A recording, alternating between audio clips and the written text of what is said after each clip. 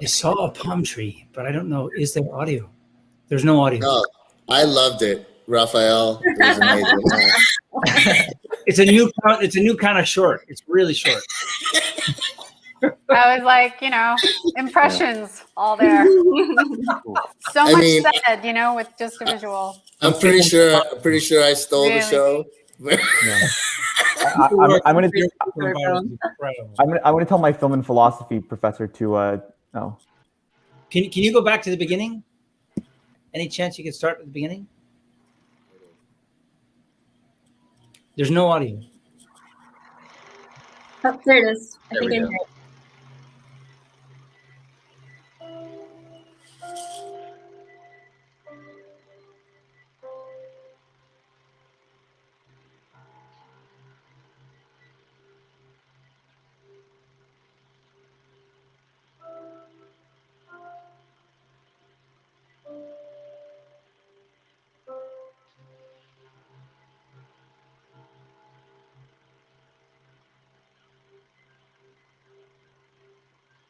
When our family came to the U.S., we lived in K-Town. Dad, he was in textile manufacturing, and we did pretty well. He was just always working. My oldest brother, Johnny, he was just a baby when they came, and Kenny and I, we were both born here in K-Town.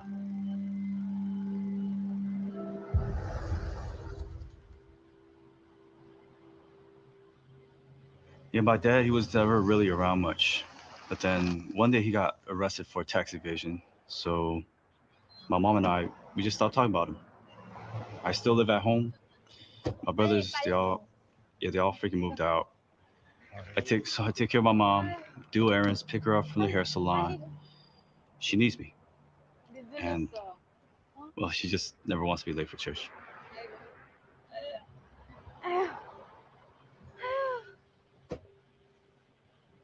There are moments that happen in life with a whisper that define your entire future. And in that moment, what you may not realize, nothing will ever be the same. 내가 너 없으면 어떻게 사니?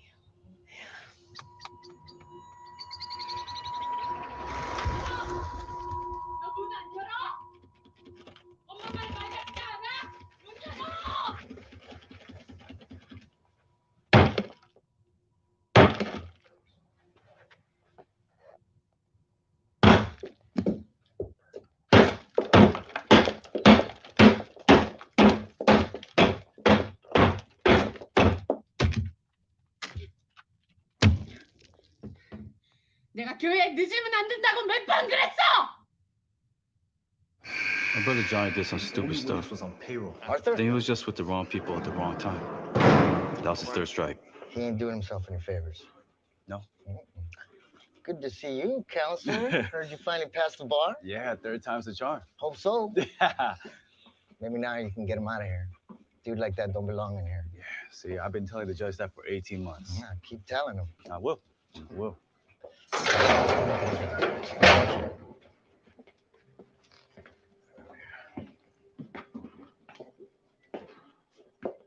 Smart guy, ugly face over there. Hey, baby brother. Look at you being all fancy. Why the long face? Jesus. They're adding more time. How the hell are you gonna add more time to forever? You doing okay? No, besides your face.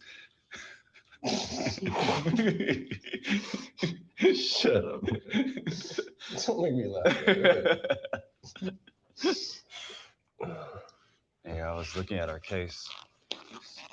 There's one more appeal we can You make. gotta move on, man. You can't keep talking about My appeals. job is to make more appeals. It is what it is, baby It's brother. never that simple. Sometimes it is.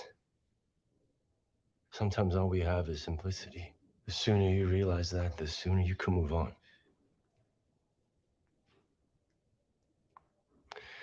Give me your hands, man. Give me your hands.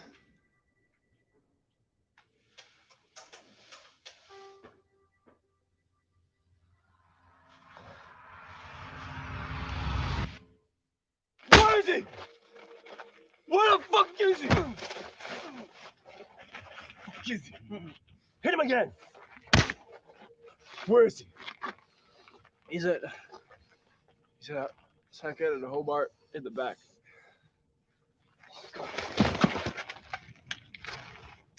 Kenny! Kenny! Fuck. What the fuck are you doing? Give me that shit! We've been looking all up for you, dumbass! You found me. Look at these. These are the hands of a fighter. Maybe like a one-time fighter. No. You're still a fighter. You're smarter now. Fight for other people that got a chance. These scars might have healed, but the truth behind them is still in your eyes. You're a fighter, Artie. Fight for a cause better than mine. Remember what Dad used to say? The bird who could fly. It's not tied to the ones in cages. Ain't nothing more literal than that now. All right, wrap it up, ladies. Time's up. I love you, baby brother. Let's go, let's go, let's go.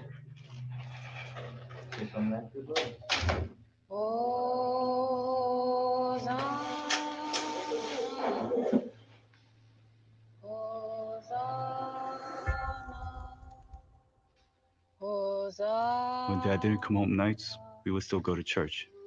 We would sit outside in the parking lot and pray. I want to go home. Mom's praying for a sign. As soon as we find Dad, we go home.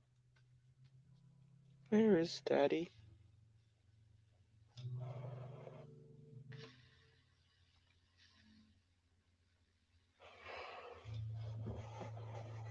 Mommy?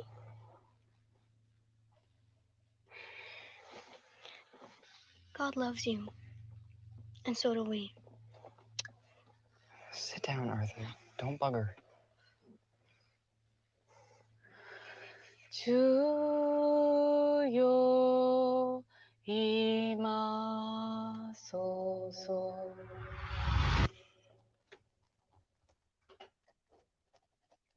아들, 너 좀 밥 좀 더 먹어라. 어? 너무 말랐어. You look too skinny. 어? 이거 멀리 먹어. 네가 좋아하는 거 다 만들었어. 좀 먹고 해. 응? 네, 잘 먹겠습니다. 그래. Arthur, why you go there? 너 거기 왜 가? 시간 낭비다. 엄마, 걔네들은 이제 엄마, I pray every night No, hoping no, they survive. prayer? 너 네가 도울 수도 없어. 엄마는 형들 위해서 꼭 기도를 해줘야지. 너 비도? 기도. 예. No, I pray. Every day I pray. But they gave up the right. They didn't give anything up, 엄마. They made some choices, some crappy choices, but you just don't throw them away. Arthur.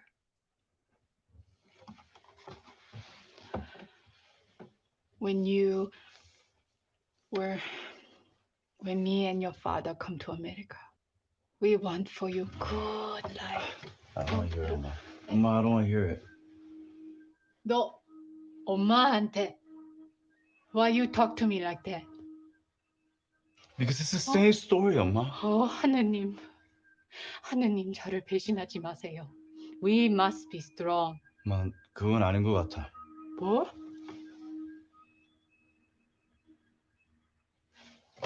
너 이딴 거 믿니? 엄마, 어? it's not 이런 거 like that. 이거 뭐야? 엄마, it's not like that. 이런 거 you think this statue offer you same guarantee? God needs Your you. God's just a statue hanging on my wall. You not talk about God like that. You take a bar 3 times for lawyer. You're never gonna be success. I pray for you the most.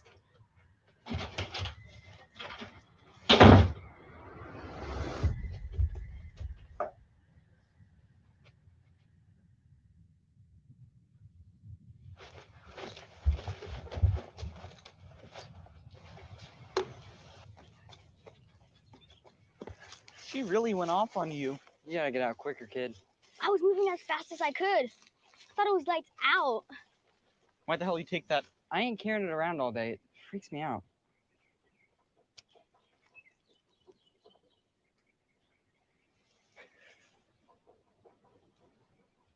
Kenny found drugs, or drugs found him.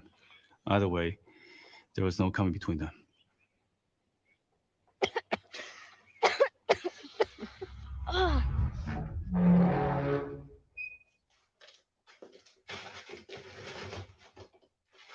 Kenny, come get some food. Kenny.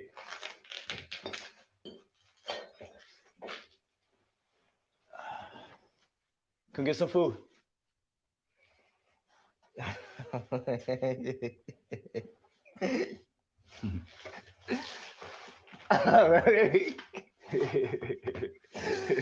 Oh, man. When's the last time you ate? When's the last time you came over? Oh, that's not even funny. I had a bag of potato chips and orange soda this morning. See, I got my fruit and vegetables in. I swear to God, I don't know what's worse. Living here or in a hamster cage. Don't know if that's more of an insult to hamsters or God. Hey, Kenny, why don't you just come back home? What, and give up all this luxury? I don't know why the hell you stay. She'd be fine alone, you know that, right? I don't know that. Yeah, she would.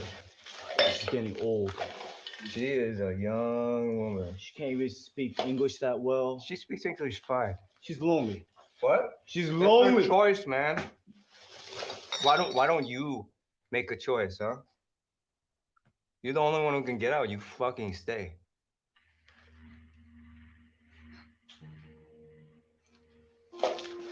I got clean clothes for you and some stuff from home. Man, I don't need clothes. You man. need clean clothes. Look at yourself. Hey, it's Look okay at yourself. to move on from It's her. not okay, Kenny. Kenny, it's not okay. It's not okay. Don't ever say that. I'm just trying to help. Tell you what. You want to keep helping? Give me food or give me money. Stay the fuck away.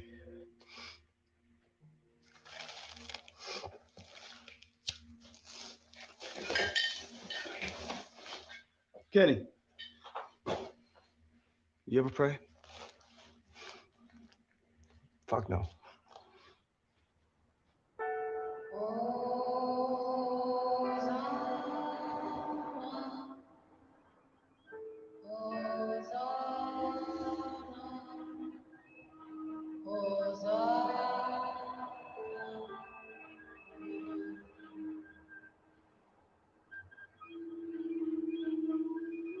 When people stand on a high ledge and look down, they say they're not actually scared they're gonna fall. They're scared they're gonna jump.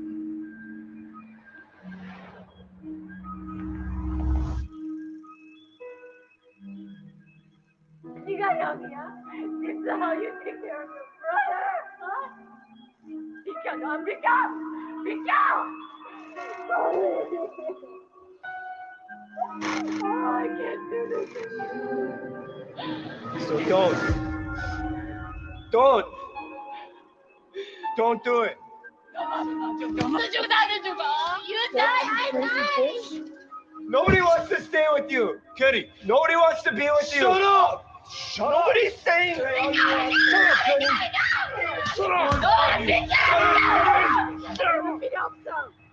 저를 용서하세요. 저런 마귀가 들어왔습니다. 마귀가 들어왔습니다.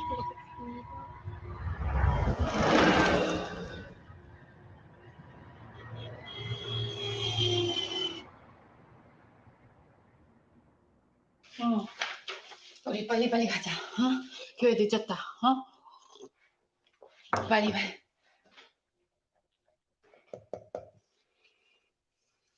야, 너 이거 왜 아무것도 안 먹었니? 좀 이따 먹을게, 엄마. 아들, 우리 교회 가기 전에 우리 기도하자. 어? 엄마랑 기도해. Mom, I have to finish this for work.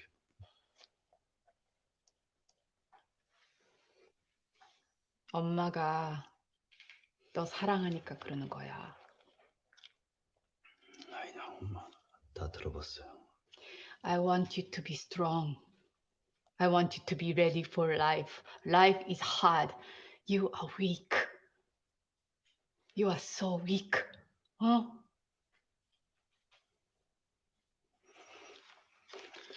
This is coming from a woman who abandons her children and never visits Appa in jail.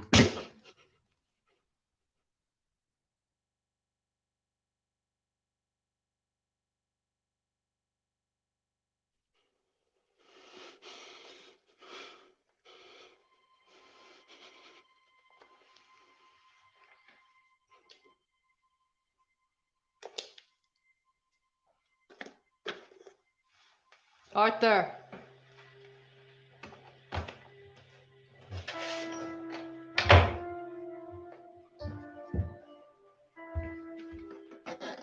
Arthur, where are you going? 너 엄마 네가 없으면 못 산다. 나 못 살아. Arthur, 가지 마. 너 가지 마. Arthur, 너 가지 마. I'm sorry. 아들아. 아들아.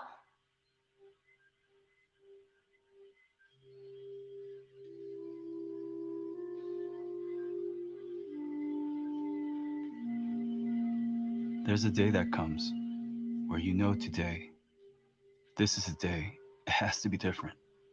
The day that all others will be measured up to, not compared to.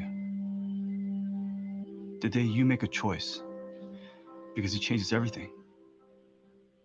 Everything, from this speck of a moment forward. This is a day because you were just bold enough to decide.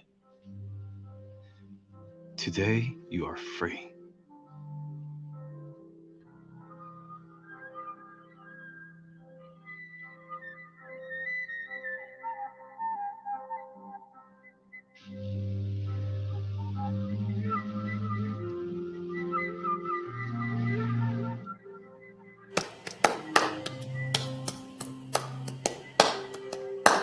Right, I'm unmuted. Phew. What's up, Rafa?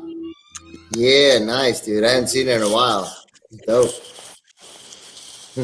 Yay! What do you got on your phone? Wow, that's great. Is that Jack Yang on your phone? Is he not able to dial in? Oh, What's up, Jack cool. Yang? Hi, Jack. Where is he at a bordello? Kids, look it up. Hi, Jack. Where are you? Why can't you dial in? No, man, it Raphael, looks I like- think you're muted. Yeah, Raphael, turn on your sound. All right, guys. I think we're just gonna. There it is. I got the link and it said it said log in, sign in to watch, and I'm like, I signed in, and it just kept saying sign in to watch, and I was like, this is working. All right, we're gonna figure it out. another link, Jack. All right. All right, let me go ahead and get this started, guys. I know we're just chatting here. Go ahead. To everyone who's joining us, hello, good evening. Thank you for joining us. I'm really excited to be kicking off the first of the FirstGlance Film Festival. I want to give a quick thanks to itsashort.com for hosting us tonight. I'm your moderator this evening for the Q&A. My name is Jackie Dallas. I have the wonderful privilege of talking to the filmmakers and the cast of this amazing film that we just watched, The Bird Who Can Fly. This is the online screening premiere, is that right? That's yeah, correct. Super exciting. I'm going to go ahead and introduce our guests here. We have such an awesome lineup. Okay, starting with the director, the writer, the producer, all around creator of this beautiful film, Raphael Sparge. Our talented cast members. Well, let's start with the youngest, Aiden Savang, who plays young Arthur. He's already been killing it with some feature film roles, Ode to Blood, Inner Child. I saw a couple of credits on there. We've got Ethan Lee, who plays young Kenny. He's already gotten a ton of TV and film credits, such as Mortal Kombat Legacy, Mr. Robinson, and Casey Undercover.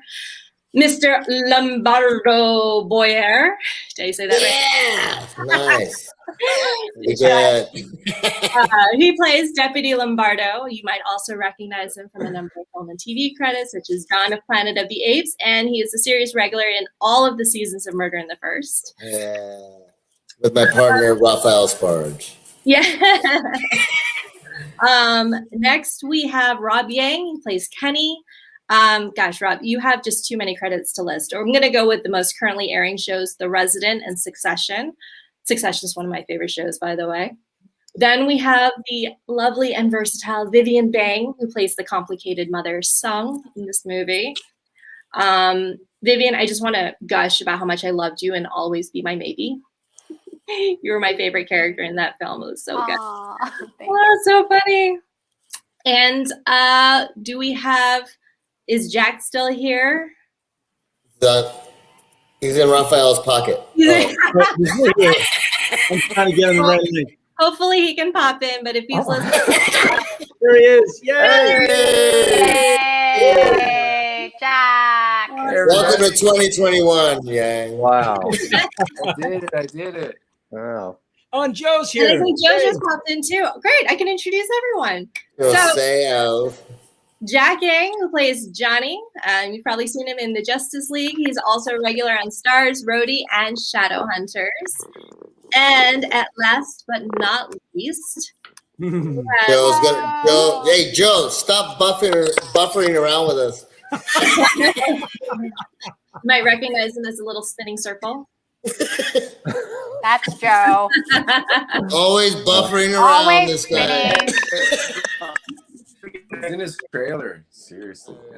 It's in his trailer. He puts in his contract. I have to buffer. Whenever I do a Zoom, I have to come in late, at least by a minute. Yeah, I'm gonna see if I can patch him in this way too. It's a buffering contract. Do we get Joe in the pocket, Raphael? I'm gonna see if I can FaceTime him as well. I'm the FaceTime master here, I guess. So, awesome. But if you want to introduce him, go ahead. You can. Yeah, let me just say his. So Joe Seo plays Arthur, our leading protagonist in the film. He's also, you'll probably recognize him from the show Cobra Kai. That's the big thing going on right now. He's also a prestigious winner of the Special Jury Award for a breakthrough performance at Sundance. That's pretty amazing. Joe's actually on set right now. Is that correct? That's correct. Yeah. Yeah. So So he might be getting whisked away, being busy too. So we'll understand it. Wow, this is so great. I love that everyone is here who is here, and thank you so much for taking time out of your busy days and your busy lives to join us on Cheers, Jack. It is Friday, by the way. Lombardo's on happy hour already. I love it. Apple soda. Beverage. This is Taiwanese apple soda. So Okay, sure, whatever, Jack.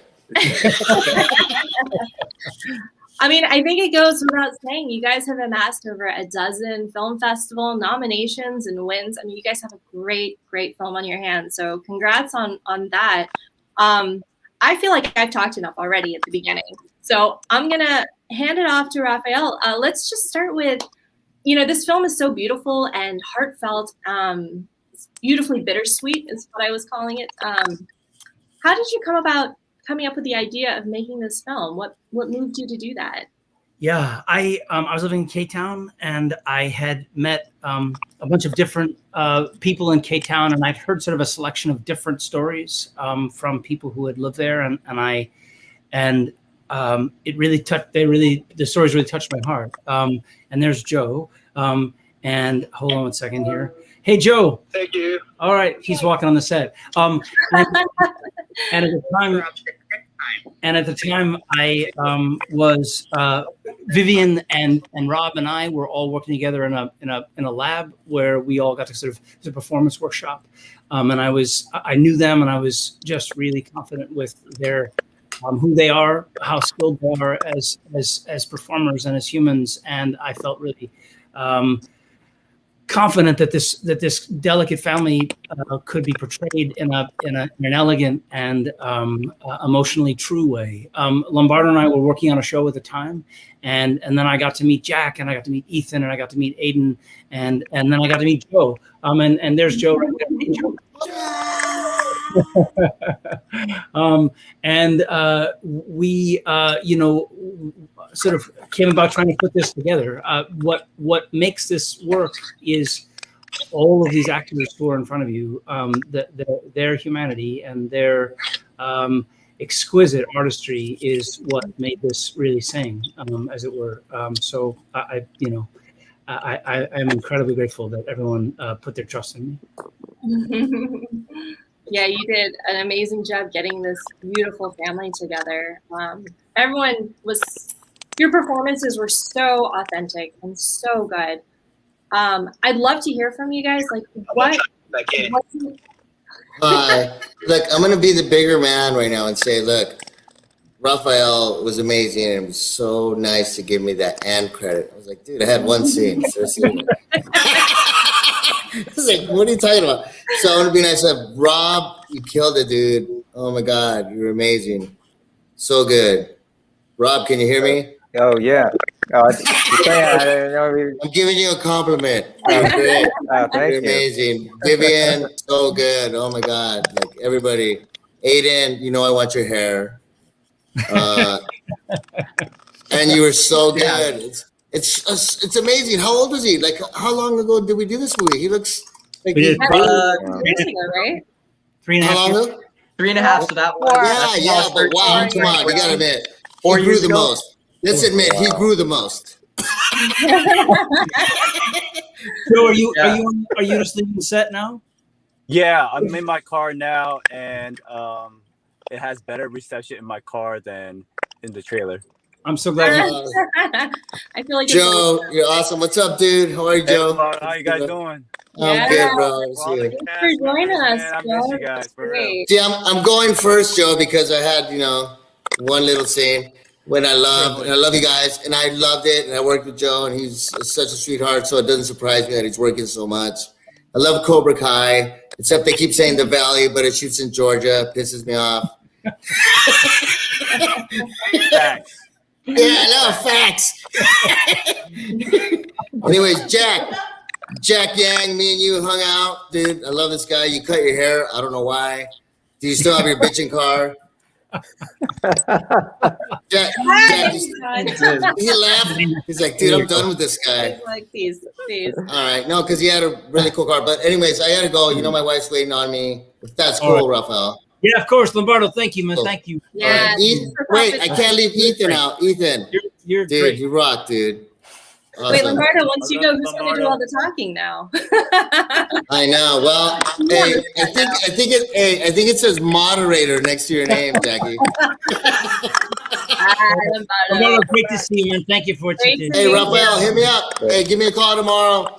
Hey, love to you all. Jack, I thought you clicked off because I said something wrong. You're like, whatever, dude. No, I had my hair down to as long as like Vivian's hair. Seriously, like wow. Just the other day. But I'm going out for something really big, and they wanted me to look like a Hong Kong business. Hey, do it, dude. Hey, we all have to do it.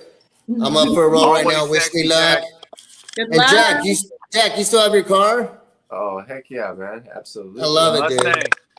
Camaro. All right, guys. Joe, go back to work, Joe. Hey, Rocket Joe, do what you do. Love to all you guys. Peace. Yeah, thank you, Lombardo. I love how anyone who's watching this right now is like, did we just pop into like a Zoom reunion? That was like the Lombardo show. I know. It was all in there, right? Oh, that's great. You guys have such good energy together. I really felt that chemistry. I still feel it now. Yeah, I wanted to ask you guys, as you know, as the cast, as the characters, tell me about what it was about the story and your character. What drew you in, and what did you guys do to really bring this to life, bring this story to life? Anyone could. Let's start with Joe, since we don't know if you're going to get whisked away here. No. I'm done. It's a wrap. And for this role, I just remember just reading the script that Raph gave us, and I was just touched because this is like a full character. You know what I mean? Like, honestly, in Hollywood and just Asian Americans, we don't really get full characters, period. And this was before Minari, you know what I mean? So like stuff like this is truly remarkable, and it kind of shows you like the character, Raph is, and he's willing to, just push the envelope for us. And to me, that's amazing. And also the character itself, I thought was based on a true story, and it moved me because it was pretty relatable to a lot of things that Asian Americans go through. And yeah, so I jumped at the opportunity, and our cast is amazing. So it really helped with everything, just performance wise, and yeah, Rob, Jag, you guys were amazing. So it was just a pleasure to work with everyone, honestly. It's so good to hear. Jack, Rob, like, what were your thoughts on this? I know Asian American representation is something that we're starting to see more and more of it for sure. But yeah, like I was saying, we used to get typecast into strictly Asian, and we weren't American enough to get the American role. So as these roles start coming out and we get these opportunities, what were your thoughts when you saw the script and you saw the character? Like, how did you dive into it? You want to first round? Oh, you guys just jump in. You can pick a yang, and one will go. Go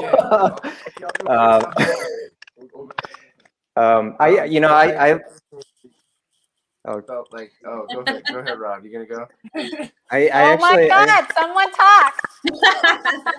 See, this is the dysfunction of family that that I was attracted to. I think it's nice to tell a story of the complexities of family trauma and the difficulties of leaving home, and I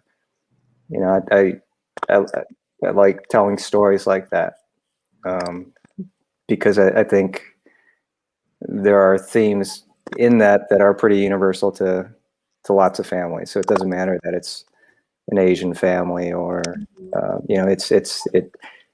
think it's like there's cultural things, and then there's socioeconomic things that there's more in common with what it means to be human within that and all the trauma that you come out with. So that's what was attractive about this. Yeah. No, even though it's a Korean American story, when you break it down, I think a lot of the themes are, like you said, they're very universal, right? Yeah. Wanting to, find your identity on one hand, but also be able to overcome like the challenges that your life might have presented to you. Vivian, tell me about how you were able to do just the mother character in a way where you didn't, like, you understood her struggle, but you didn't hate her, and she was mean, but it was tough love. And then over the span of years, like, that must have been I think you had the most challenging role here in some ways, Wow, thanks for saying that. I actually didn't want to do this film. I think only because I just thought it was such a, it's a very important story. You have to be very careful with it. And Raph had so much faith in me. I was just like, I can't play a mother, Raph. I don't even know. And I was very, very resistant actually. And first of all, I mean, obviously, like I was scared that I wasn't going to look the age. And then Raph got this fantastic makeup artist, Scott Wheeler, who did Benjamin Button. And he just, I mean, his like makeup job, like just does all the work for you because he like completely transforms you. And it's a testament to Raph's ability to like get just awesome people on board and build this team. And you know, I made up all these excuses, and every time he's like, well, you're Scott Wheeler, like you can do it, you know? So I couldn't, and I, you know, I do like, I mean, I was just like really honored, but I, you know, it was a very kind of a big challenge because, you know, it's such a nuanced role. And I think about families and, you know, currently because of, you know, like even political scheme, you know, because of political landscapes, I know families that don't talk to each other because they feel so strongly or have such belief systems that, you know, like there's no room for disagreement or, you know, there's no communication. And I just think about how, you know, I think Song like so believes in like she's just, for her, there is no question, you know, in terms of faith, like this is the right way. And for her to like believe that that's the right way and that her children are not, you know, like going the way that she knows is right. It's just like there's no room. And I feel like people can love in these like very binary ways or like without room for kind of acceptance, even if, you know, they disagree. Like, and I mean, I think of that like politically, you know, just these past years, I know so many families that don't talk to their parents or, you know, vice versa, because politically they don't align, you know? So I feel like, you know, religion's just another belief or faith system. And yeah. So. Yeah, I feel that. But it was like, yeah, my mother is not like this. I don't want anyone to think that my mom, you know, so it was like kind of drawing from a lot of different like ideas or observing, you know, certain dynamics that I, you know about, or just like, I guess like drawing from myself and how, but yeah, it was very challenging. And I think it was, yeah, it is. You have to be careful for sure. Can I just say is that the thing that was so delicate about the role that Vivian played was that it could so easily have fallen into kind of a cliche sort of monster mother part, you know, and her zealot religious tendency, you know, could just make her sort of unforgivable in a way. But what Vivian did was brought so much humanity and sort of the heart of these three sons of hers, who are, you know, in this case again, you know, caught culturally between, you know, the mother is caught in the other world, and the sons are now American, and there's a huge chasm that they can't. There's literally like a language barrier that they can't reach each other anymore. And anyway, that there's so many subtle things that all of these actors have brought to this. That just Jack, the scene between you and Joe, and just all the stuff that goes on sort of silently between the two of you was just you know, again, so moving. Rob, you know, the drug addict scene and then the scene when the fight scene between everyone. I remember literally in the day when we filmed it. It was sort of like we sort of all set it up, and then I said, "Okay, go," and everyone just sort of went. And I just remember weeping, watching just the commitment of everyone really jumping in and bringing this life to it. I just also remember Joe just having grown up in K-Town, and this was the case for everyone. I appreciate it so much because I grew up a world away, but they would say, no. Ralph, you know, that's not, and we go, okay, you know, we'd fix it and we'd adjust it, and there were so many things that I learned from them, and they were so kind with me, and we all cared about wanting to sort of bring this integrity to the family. That seemed sort of there was that heart there that seems to come through. Jack, I'm sorry, I know you fell off for a second. Oh, you fell off again. Oh no. Every time he needs to speak, he's just gonna. Oh, sorry, technical difficulties. He's good at that. He's good. Aiden and Ethan also came in and were able to. I mean, we did a very complex thing of having to sort of cast literally 3 ages of because we were trying to do within 19 minutes, kind of tell the sort of span of the story. And not only did we have to find actors that looked like the actors who were cast as the main brothers, but also then sort of physically and emotionally could sort of find their way to make sense of this and again relate to Vivian in a way that that we could sort of see the seeds of where it was going to go. I love Ethan and Aiden. The scene in the car is so particularly moving, and the scene in the where Ethan, where you first discover drugs, and it's incredible. It's still incredible how much you look like Rob, actually, like a younger Rob to me. Anyway. Rob, do you agree, Rob? Crazy. That's freaky, dude.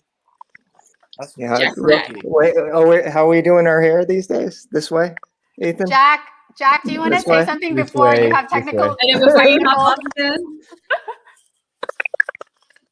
I feel he's like, Jack, do something anyway. I don't know what's going on over here. Anyway, No, I love. I was just saying that it's beautiful, the story that you told, Ralph, honestly, because it shows like the 3 brothers, right? And they're all from the same family, but come on. Jack. Let me. I feel like everyone's just saying friends, and we're gonna assume what he was gonna say. Bless you, Jack. Please. Oh no, Jack, come back. Okay. Oh, you're on back mute, Raphael. I'll pop back. Vivian, did you want to say something? Did you want to pick up? Were you about to say something? No. Sorry? No. I don't know if you were going to pick up something. No. No, I was just kidding. I was just going to finish for Jack, but I don't really know what he was going to say. Oh, there he is. Okay. Talk fast. What were you saying? Talk fast. Oh my God, why does this thing hate me? Go. You're wasting time. Brothers, they all have a different reaction and response to this pressure. One fights, one submits, and one breaks, right? It's like people. You don't know what kind of thing is going to make someone snap or make someone fly or make someone fight. It's the same thing. It could be the world, right? That's why, like this year, for example, with all the events that have happened, you see some people get really happy or some people like really settle in. Other people, they don't make it. Right, and other people are fighting it, and their families and fighting themselves and all this kind of stuff. So this kind of story is so crucial to just show the human, the human journey, of like, and even Vivian playing the mom, her own struggle too is like, how does she reconcile with not having the way the world go the way that she wanted to, no matter how she prays, no matter how she asks God and begs God for forgiveness and for light and for clarity. Her whole family's falling apart, right? And that was so profound. Beautiful. Joe, you. I mean, I know you grew up in K-Town, and you had mentioned to me that you had known some families that had similar dynamics of the sort of the old and the new, I guess. I don't know if you wanted to talk about that. Yeah, I mean, for us, just as an immigrant family, and being a second generation, we are faced with a lot of, I guess, the conservative adults with like more of like the Americanized children. We tend to step over the boundaries of like our parents, and the only way these conservative parents know how to like discipline their kids is with like, with beatdown. Jack, you're back. Get some internet, bro. What are you doing? I don't know what's wrong. I like your backdrop, though. I like your backdrop, Jack. What is that? Your backdrop is like really, it's like granular silver metal. Metal. It's $20 on Amazon. You just get. We love what you're saying. I threw it on a thing. Let's go back to finishing that thought, Jack, because you had some But yeah, it's profound thoughts there. Do you want to finish that? It's such a wonderful story to be able to tell. Oh no, the human journey, right? All of us going on this journey together. Some make it, some don't. Some realize, a little bit about themselves. Others will keep fighting and fighting and fighting, and always coming up with a reason why it's not working, right? But it's all from the same event. It's all from the same fountainhead of energy, and it really just depends on how you want. Yeah, there you go. Yeah, right. Aiden, what was it like? Aiden, what was it like for you doing this experience? How was it? How was it for you? It was different. Like you guys are saying, you can really relate to it because I actually have a few friends that have that, like, taken the bad end of the stick, have that stopped talking to their parents because if it's like drugs, like Ethan's part, if it's drugs, or if it's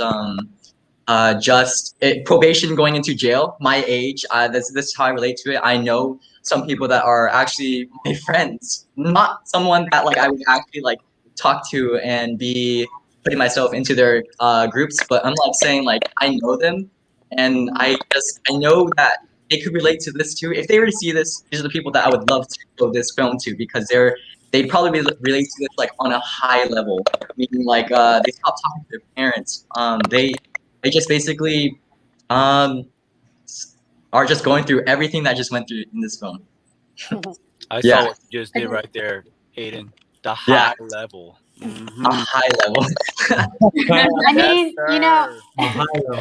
in the way that I can relate to this film, I think definitely like Asian Americans have, in general, like especially like more, like new immigrants, they have a very different relationship with families and responsibilities. And I think in America, like I think we're learning that now, this kind of interconnection and this need that like this kind of, like realizing that we all have to take care of each other and we have to be responsible for each other. And I think, for a long time, like when I was growing up, there was a very like differentiation of like my relationship with how I felt responsible for my family versus like my friends, and how, for them it was like, I can't, as soon as I turn 18, I'm out of here. And, I don't, like they never had to like worry about their parents or like take care of their parents or have this idea of family.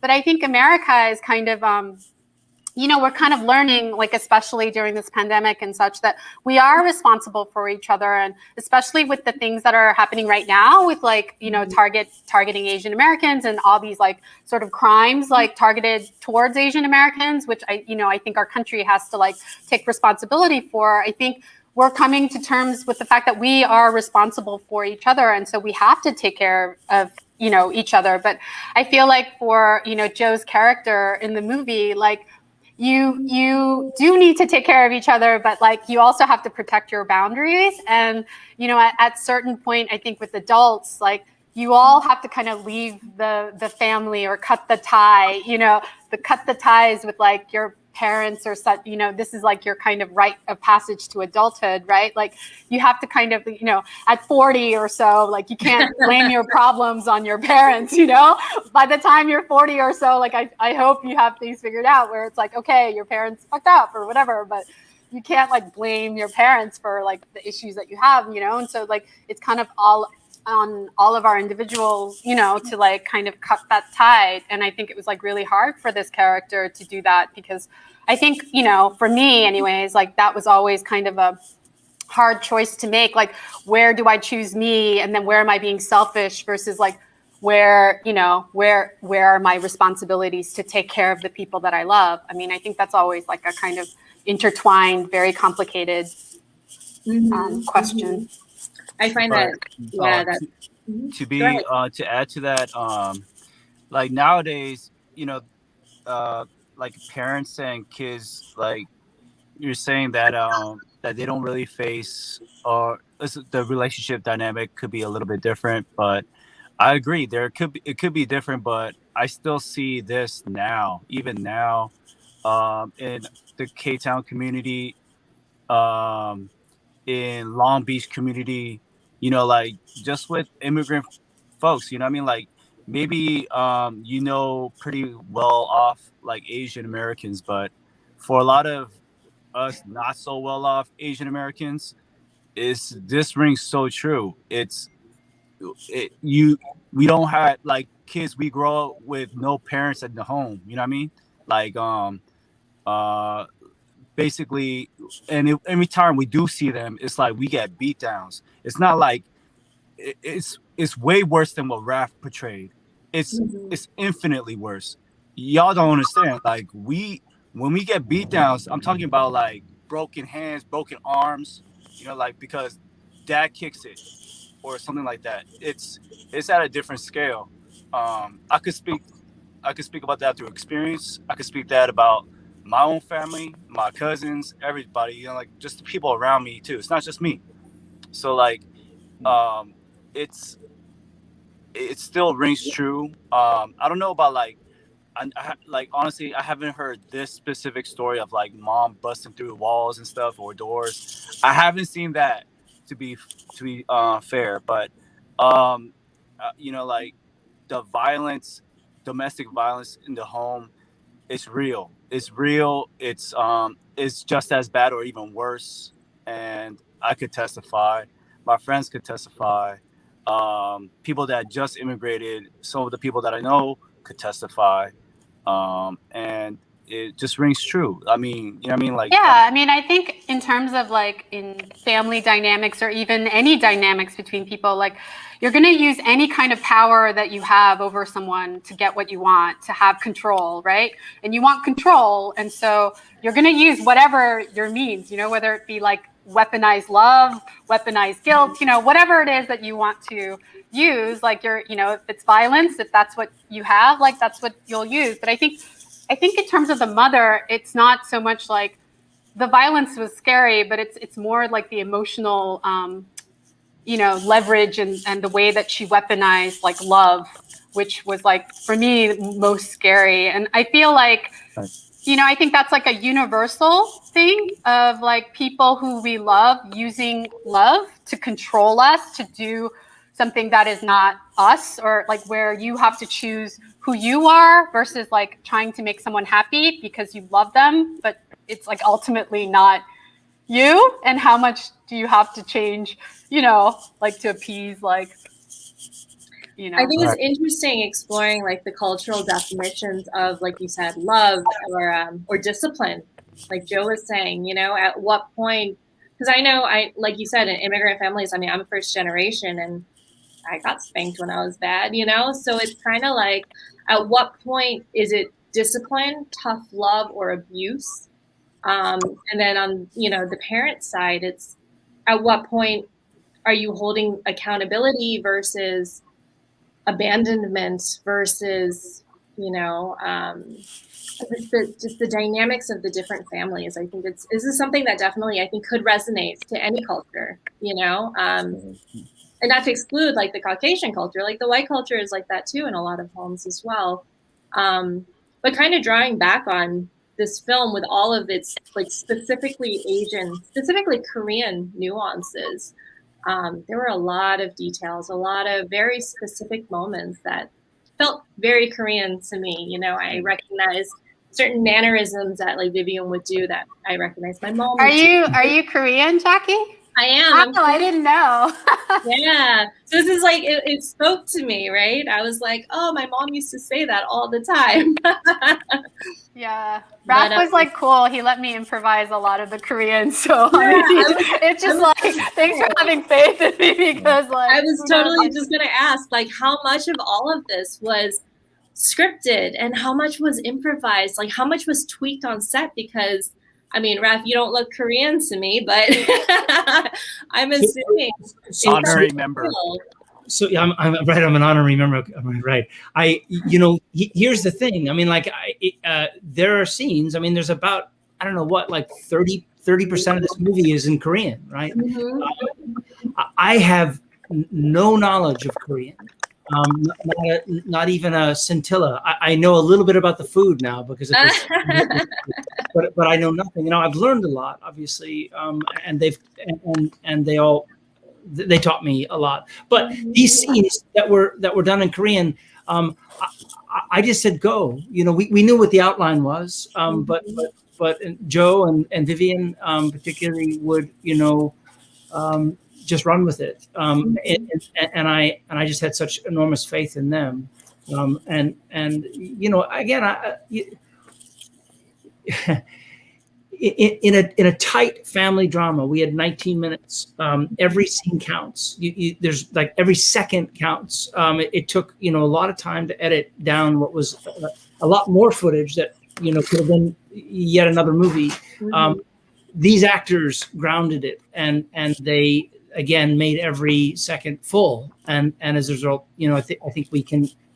The hope was that it would speak to both Koreans in an honest way and the Asian community, but also to Americans, right? Not Americans. I'm sorry, to Caucasians who didn't grow up as in the Asian community, and so that we have an opportunity for everyone to be able to kind of relate to this experience, because we're all immigrants. As Americans, we're all immigrants.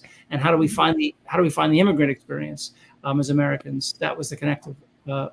The point of connection. Ethan, I wanted you to sort of talk about your experience, if you could. Just, I think you're nodding your head, and I want to, you know, what was it like for you? Because you were willing to be able to.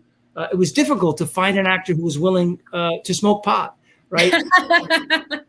No joke. Like it was like, you know, it was a lot of people just Herbal wouldn't. cigarettes. Yeah, but I mean, Is it real pot? I wasn't there. No. What? But to be able to Not smoke real pot. and be able to sort of show yourself as a young, you know, a young drug user, right? So go ahead. Yeah, no, I guess in terms of the substance abuse part, you know, that was I was younger then, 3 years ago. Wow, I guess that's relatively young. And I guess ex post, I might have hit it a little different or something like that. But yeah, I guess in terms of I have to say, admittingly that I, haven't experienced a lot of this stuff in this film, which is good.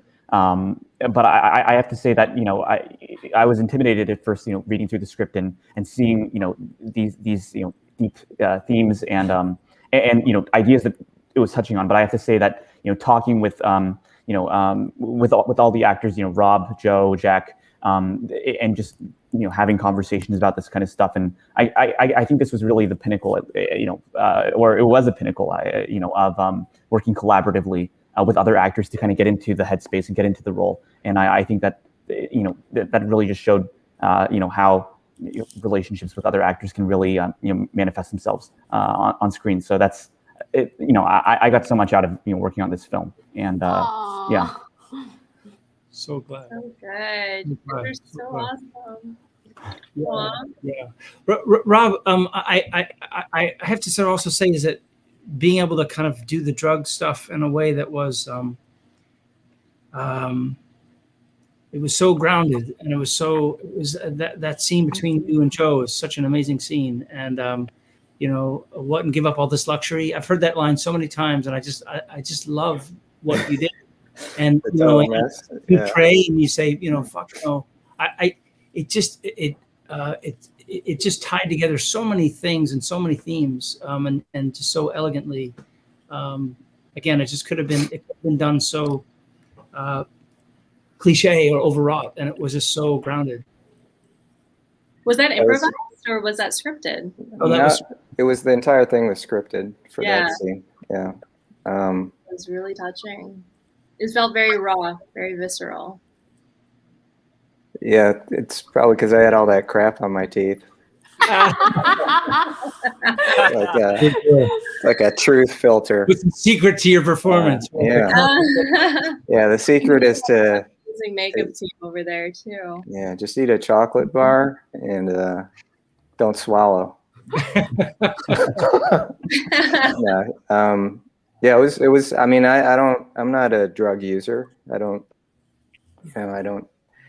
smoke up or anything like that. I can't handle it. Rob, tell the truth. I love I that. know. I've tried to. I've tried to. I just can't. It's like getting motion sickness for me. So yeah, I don't know. I guess you just have, crack pipes. Just maybe I just interface easily with crack pipes. I don't know. Like, yeah. I feel like. Oh, sorry. Now I was going to say that, like just adding on to what Vivian and Joe were saying about this film, and I think it's nice that the reason why I like family dramas is that you don't know what happens behind closed doors in families, so that you have this side that people see on the outside, but then what it's like at home, to the extent we could tell stories like that. Asian Americans here with first or second generations, and the things we deal with culturally, but also being here in this country, that it's nice to have a story out there, and I think we need more of that, because a lot of what home means to people, and siblings and parental relationships and all these fractured families, and how we enter life and all the relationships we have. I mean, that's the epicenter of everything, and that's what is universal.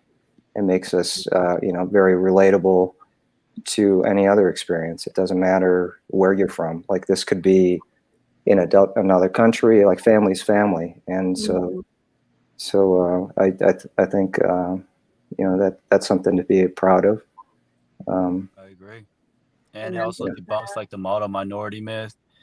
There's just so many things that this film tries to tackle, and so I just feel happy to be part of it. You know what I mean? It's just the beginning, and I really hope that this film, like, even from the get-go, I remember telling Raph, like, I wish it was a feature, because it's just a lot of just too many things that we could just go with this film with all these characters, and it was just amazing. Yeah, I just have to say is that Robert Munich, who's not here, but he was the writer and also producer on the film, but just did an amazing job at really sort of capturing. He understood things about. He had friends from K-Town, and I felt like he sort of found his way into it in a way that I just can't thank him enough, because he saw what I saw, but then was able to give it voice, and then bring, as Rob was saying, that element of how every family has its there's struggles, what happens behind closed doors, and this was an opportunity to sort of open that door and look inside, and in a very personal way.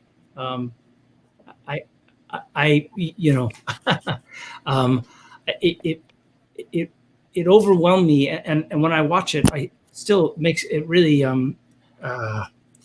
it's made me cry more times than I can imagine, that I can remember, basically just because of their performances, and just how real it is in all of your hands, just how human and real it is, and it's just again, it's just incredible what you're able to do, all of you. Just so grateful for you, what you did. It's such a real, grounded, authentic story, like you said, and I love that it's not the conventional Asian American story, like Joe was mentioning, the model minority. It goes out the window on this one. Asian American, like, it's become kind of a hot topic in Hollywood and society, right? Representation. I feel like when this movie was made back in 2017, is that right? 3 years ago now? 4 years? Math. I'm bad at math too. I feel like the social climate and all of that has changed so drastically. Have you guys? Yes, differences. It's a completely different world. Yeah. Yeah. Tell me about just like even with the Me Too movement and how women are heard now. I feel like Asian Americans are also. I mean, people are recognizing that there's a definite need for more stories. Are you finding that the audiences are responding differently as well, like their reactions to it, or the people watching it are different, or anything of that? Well, I think you saw with like Crazy Rich Asians, and the success of that, I mean, obviously we don't want to just represent ourselves as a monolithic, like successful, rich, like whatnot. And maybe that's also not like an accurate American story, since it's like about this fantasy, but you could see the demand for it. I mean, you could see, and then with Minari this year, I mean, it's really exciting that that execs and people in the world are like recognizing that they're hungry for it. So it's really exciting time. Yeah. Tell me about the title. Who came up with that? The Bird Who Could Fly is the one not tied to cages. Is that an actual saying, or is that That's a Munich thing. That's that scene with Jack and Joe, where he says, remember what Dad says, and he says, the bird who can fly, bird who fly is not tied to the one in cages, and there's something about that. We had another title for the longest time, and it never felt right. My sweetheart was able to come up with the title. She watched it and said, "Oh, it's The Bird Who Could Fly," and that came directly from the dialogue, which just seemed so perfect. It was so perfect. It's such a good line. And we all got tattoos with cages, these massive, wrapping around from the back. Yeah. Gosh, let's see. Like, what? Tell me about some of the other challenges in making this film. I'd love to hear more about, kind of the behind the scenes stuff as well. Like, were there any? Go ahead. Yeah, I mean, there were some. Look, we shot it in 4 days, right? We had Vivian had a 5-hour makeup job on the day that you had to do that. We had to do all of those scenes in that makeup. I mean, again, Scott Wheeler is Academy Award nominated, won Emmys, and I was on the show Murder in the First, and he happened to be working day playing, which means he kind of came in for a few days, and I said, I'm doing this movie and I need this age makeup. And he literally said, "Oh, I'll do that for you." I mean, I could never in a million years have afforded to hire Scott. It would have been more than the budget of the entire movie to bring him in and do what he did. But he did it for free. And there were other incredible crew members. The DP, Jeff Myers, Zev Temple Stars, another camera person, the hair and makeup department from also Murder in the First, incredible. All the production design people, also people from the show that I was on, which was the Stephen Bochco show. They came over, and it's a wonderful thing in this community. And of course, FirstGlance is, their hashtag is support indie film. It's so hard to make a movie. It's so hard to do anything in the world, right?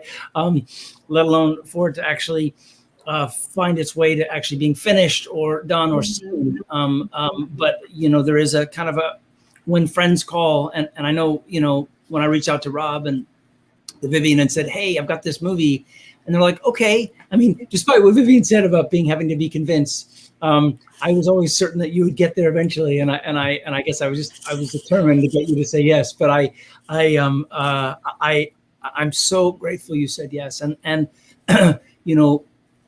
again, we jump on each other, like, "Hey, I'm making a movie and let me come help."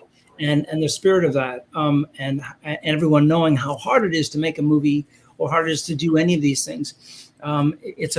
There's an excitement about it and like an impossibility. It's like dancing on the head of a pin or a 60-foot dive into a Dixie cup. I mean, it can't possibly work. And then it does. And it's so thrilling when it does. It's so thrilling. But we have, in a community of artists, it's so we count on one another, whether we come in and do the lights or the camera, or would you be a PA for the day? Camille Mana was a producer, came in. Tim Redman, another dear friend, who came in as who was a producer. And this is the connective tissue that actually literally makes it possible. And so we get to stand here and be in the front of the screen, but there's literally an army of people and extras and the casting people who again brought in Joe and brought in Ethan and I think Aiden, you came from Camille, but this it takes a village kind of way. It wasn't just a family in front of the camera. It was an entire film family behind the scenes as well.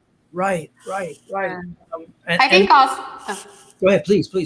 I think also, like, Raph obviously not being Korean American and this being a very like authentic Korean American story, he did rely a lot on us, and amazing for him that that he could listen and like really also be like open to ask, because I mean, one of my first questions was like, why are you making this film, Raph? Like, like this is a Korean American family. Like, do you know about Korean Americans? But, like he always like was very curious and careful to make sure that there was authenticity. Like he'd ask me like, if you're carrying the tray, like what kind of panchan or what would you have, what would you carry in for lunch? And, like little details like that, like, obviously those are things that are, I feel like, in a film, you have to make things very like detail oriented or the authentic. Yeah. So you find the universality in the details. So I just like, just even like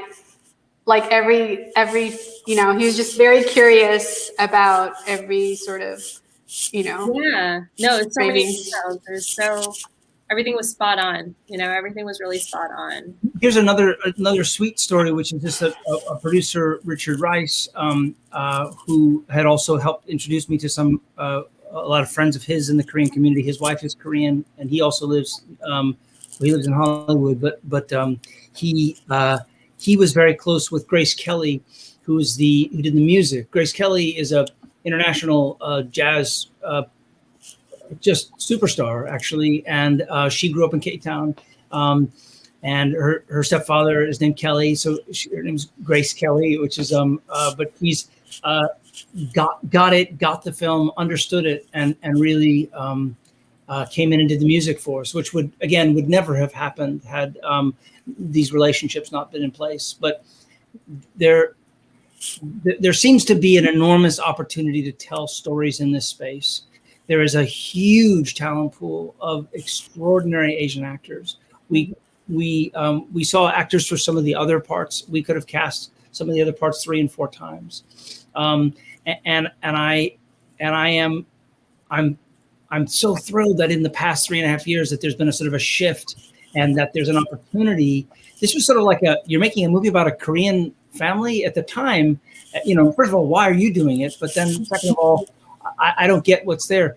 This film. I also think it's like funny because like after I saw the first screening of this, I understood very much why you made this, Raph. I thought this movie was very much about you, and at the end, I was very touched because I know Raph as a dear friend as well, and at the time, I know he was going through a lot of things personally, and then in terms of like the bird who could fly and like leave, like when I saw the movie, I thought, oh, this is about Raph. So I think sometimes, when you're making these films, it is a very personal thing. And like, there is so much of you that, is shown. Yeah. I mean, as actors, we're storytellers and we if you come, when you direct, you're a storyteller, and I connected to this, in my own way, my own stories. And this is, there are, Vivian is right. There are things that really touch me. I mean, the inspiration has to come from somewhere. It makes it so much more real and personal. Definitely resonates a lot more.